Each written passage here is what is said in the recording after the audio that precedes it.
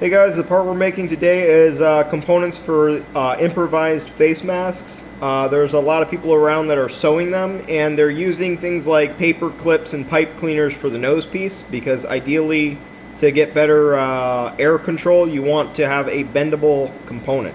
So that's exactly what we're building here. This will go around your nose and help to pinch the fabric down. There's a lot of designs around. Most of the time they'll use wires or, like I said, pipe cleaners or paper clips or something like that. So we're just making these for local groups to make masks. The component that we finally, this is our version 2, and what it is, let me slide these together and you can see what they look like. We've created a pattern where the machine starts here and cuts back and forth without ever stopping. So you improve speed. You can make these about 1 a second with about a 500 watt fiber laser. So that's about 4,000 an hour you can make. It's not a high volume. There are machines that can make parts faster, but lasers can be programmed and start working immediately. So I'm going to try to have a DXF file in the description below so you can make these. We're going to go ahead and jump over to the machine real quick and show you what the pattern looks like. So this is the first version.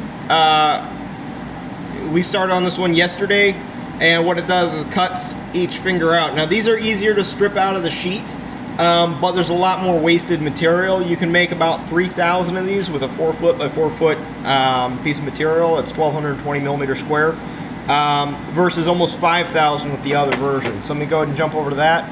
So this is the other version, and as you can see, if you're familiar with SipeCut software, that's a start point, and there isn't another start point for the rest of this. So I'm going to hit simulate just so you can kind of see the path it takes.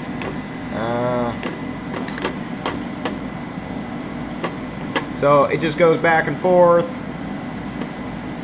cutting each one of these out, and then it cuts the outer perimeter.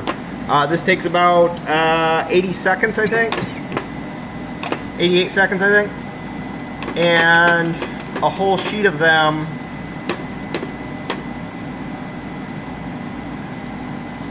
There we go. Looks like this. One of the things you want to do is pay attention to which side you're starting on, whether it's the top or bottom of the component, and make sure that if you start on the bottom, that you go from top down. That way the air isn't blowing through the parts and separating the pieces. Here's a completed piece. This whole thing was done in about 80 minutes. I also did a micro joint in the top. That way it holds it in the sheet. This is 77 parts. This whole sheet is about 5,000.